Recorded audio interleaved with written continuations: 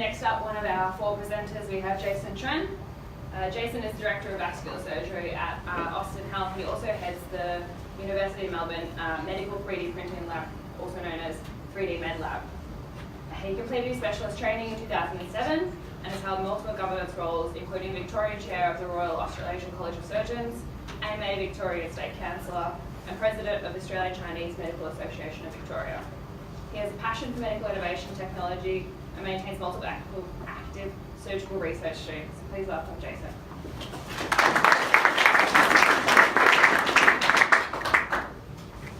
So my apologies if I can't outdo Ivan's work. It's very impressive, the facilities here. If you ever get a chance to come and visit my lab, I can promise you'll be sorely disappointed. There's just a receptor if you need to. Okay, we're over there. So what I was going to talk about, and feel free to shut me up if I'm going on for too long, Sarah, is just a very quick run through of the type of applications that we're seeing and we're using 3D printing for in additive manufacturing in medicine and surgery. And thank you once again to Sarah for promoting our conference, which is in October. I do have some flyers here, but you can only have one if you promise to put it up somewhere everyone else will see it. Otherwise, if you do need to contact me, I don't hand out business cards these days, but you can easily contact me on social media or by Googling. It's very scary when you Google yourself and find all sorts of things you didn't want to know. So one of the things I'll point out is that medicine and surgery is a very complex environment, and there is a lot going on in the middle of an operation. The amount of equipment and tools that we use is all over the place. It can really do your head in as a nurse trying to keep track of all of this equipment here. But thankfully, most of the time we have a plan for what we're going to do, even though it's somewhat relegated to the corner of the room over there. But 3D printing is sort of one of these things that was very abstract and we really couldn't work out where it would fit in. But our anaesthetists, despite them having lots of fun playing with all sorts of new medical technology, they were probably one of the first groups that I managed to convince to work together with us to find applications for it. The talk is about sort of whether it's a passing fad or the future, but essentially I wanted to make sure that we were talking about the right type of fad. These are sort of things that came to my mind. My son tried to explain this to me, and I still don't get it, so if anyone can do that, then please go ahead. It's no surprise to most of you. I think most of you have some knowledge and interest in 3D printing already, so you know that it's been around for quite a long time, and that it's in use in lots of other technologies. But the thing is that if you look at why it hasn't taken off in medicine, and this is really what got me interested, was that for something that you heard quite routinely in the aerospace industry, or other forms of sort of advanced engineering, no one talked about it in hospitals, no one talked about it in terms of applications, and a lot of it I thought was really just ignorance. So as doctors, we thought we knew what we were doing. We didn't really feel like we wanted the world to change. Everything as a surgeon is all about my level of skill, rather than what other things I can adapt and bring to my work. But this field is really completely dependent upon other people. It's about acquiring good quality imaging if we're going to make anything that's related to anatomy. And that's something that I personally cannot do. I have to rely on someone else to acquire that imaging. It relies on being able to process and post-process that imaging to something that is printable or something that is useful. And again, that's a skill that I don't have. It's something that I have to either learn or I have to get someone else who's trained in this.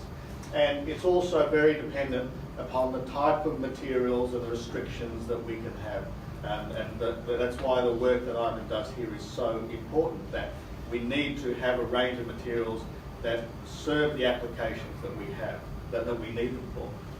So one of the things that we do, similar to the lines of this 3D Heals movement by Jenny Chuen, who's a radiologist and works in this imaging space, is to make sure that doctors and technicians can communicate with each other and understand what it is that they need and they can supply, so that we get these collaborative experiences.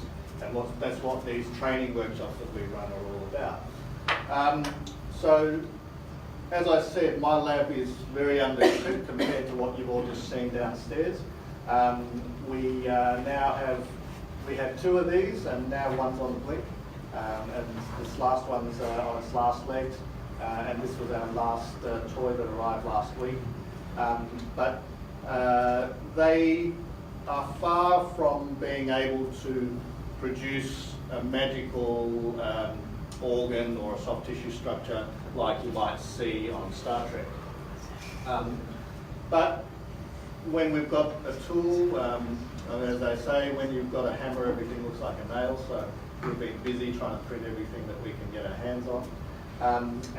This is some of our work in action, but the number of technologies in the field is growing all the time. One of the things we're really interested in is not just what can you do with it, but how do you study it? How do you put it in a context that other people can learn from it? And so we've been keeping an eye on the publication rates of papers in medical application of 3D printing, and this is where things really, really took off. But interestingly, you look at the type of publications that are coming out, regenerative medicine, which really falls into that tissue engineering and cell culture bioprinting space. And if you really look at it, the vast majority of those papers were not really technical papers. They weren't really demonstrating anything. They were really speculative papers, talking about what we could do or what we wish we could do. And so despite this sort of large volume in papers talking about what we'd like to do, there is very little papers explaining to people how to do it. And if we look in just the vascular surgery field, so I'm a vascular surgeon, I operate on blood vessels. Again, you see this big rise in the number of publications, and I have to say that I'm responsible for about that much of it. But it is mostly sort of one-off things, so it's people going, look at what I can do, not what I can show you how to do. When we look at the type of applications that we have access to, so my lab personally does not do any bioprinting because we don't have the resources for that. It's quite complex and it's a very long lead time, and there's no way that I can scrounge up that time for that capacity. But what we primarily work on are things that are used for visualization or things that are used for design or planning, along the pathway to things like Sarah was talking about with titanium jaws and medical implants, but not towards the final end of that scale. But more about sort of helping doctors and surgeons decide when is the right time to do that kind of work. And we also work very much on simulation and models for teaching and training. So things like teaching people how to manage wounds, teaching them how to put in screws and plates, how to make an incision, and how to plan an operation, or for a particular operation, how to do that specific operation, or in that particular patient when the anatomy is rather unusual. This is the sort of other end of making actual implants, and this is the kind of higher end work that Ivan and his group and Paul Durso is involved in. And it's probably where all the money is, to be honest, which is no surprise when you see where the grants are being allocated. So what we do is simple but cheap but effective. Things like making models so that you can see an artery. So this is a carotid artery where we can demonstrate this sort of loop-the-loop, which adds a layer of difficulty to surgery for a vascular surgeon. And the relationships between abnormal vessels, so this should be a single blood vessel around here, but this is what we call an aortic ring, where the main aorta, the main blood vessel coming out of the heart, is wrapped around this tracheal structure. When you're doing anatomical modelling, we have to look at a lot of factors, and to be honest, we're not really very good at this. It's something that we really need to become more organised in, but understanding how correct our segmentation is, that we're making models that represent what it is that we're seeing, that the dimensional accuracy is close enough. That depends on the application that you use. So if what you're doing is just having a look at something, it doesn't matter if it's a couple of millimetres off, but if you're actually planning an implant of this, then it does matter. And things like rigidity and materials behaviour is important if you're going to be touching it and trying to do things to it, like make it pretend to be tissue for a simulation or a teaching exercise. So we have to look at all of these issues when we're deciding which technique to use to create a particular model. So just some very brief run-throughs of the kind of applications. We can now take a CT scan like this and segment it and then produce a model like this, which is used for teaching, so that people can start to identify and understand the relationships between blood vessels. These are models that we make prior to surgery, so that surgeons can look at this and say, well, this is something that I can operate on, or this is too difficult, or I need to change my technique in order to do that. Heart valves, livers, kidneys. This is a kidney with a big tumour on it, and it's specifically made to show the blood vessels so that the surgeon can work out how to cut out the cancer whilst preserving as much kidney tissue as possible without cutting through these blood vessels. We're making hollow models that we can put stents through and deploy so that we know how those stents are going to behave in a real human. And we can have models where we use them to cut out a stent, so you might take a pre-existing stent and then modify it based on a template. And this is a model that we've made and put under an X-ray fluoroscope, and then actually practice passing wires and catheters down to make sure that it behaves the way that we want it to behave. So my trainees were very excited when they did that, and it's pretty rudimentary what we do, but as long as we get the results in terms of experience and teaching, then it does the job. These are some of the other things that you'll see. So this is the Ionized implant from Trent. And these are sort of sample hip joints and things, but they're all often conceptual. But there are a lot of advances in this space, and I mentioned before about coatings and different materials on top of a personalised device. And there was a fantastic speaker, I can't remember her name, but she came out from the US recently talking about ionized coatings, where you can actually get different layers of drugs onto an implant so that they're released at certain time periods. And those drugs can stimulate cell growth in certain manners, or they can have antibiotics released at the right time in that patient's healing process. This was the template that I mentioned before, that we place a stent into so that we can cut holes out for the branches and make sure that it fits the patient that we're going to operate on. Downstairs, we mentioned before about making models for simulation and the University of Rochester's Mayo Clinic experience.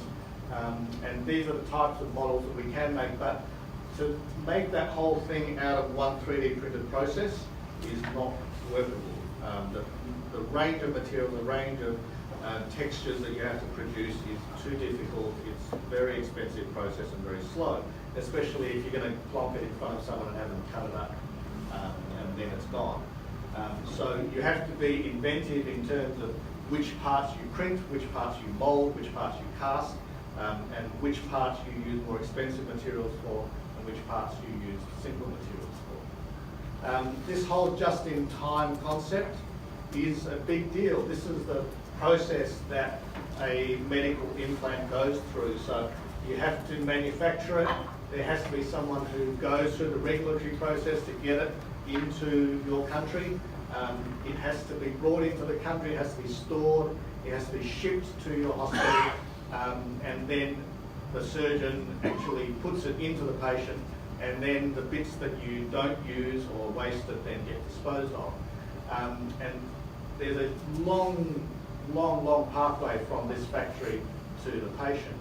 And what happens in a typical hospital, this will be seem very familiar to Paul, is that every day we get these crates of material, of screws and plates, wires and tools and implants shipped to our hospital, and then inevitably we use probably about one box of these. We open about 10 of them and then take out one piece from each one so they're right size, and then we ship them all back, and then the next day we get a whole new shipment. And this is a huge waste on resources of transport, fuel, energy.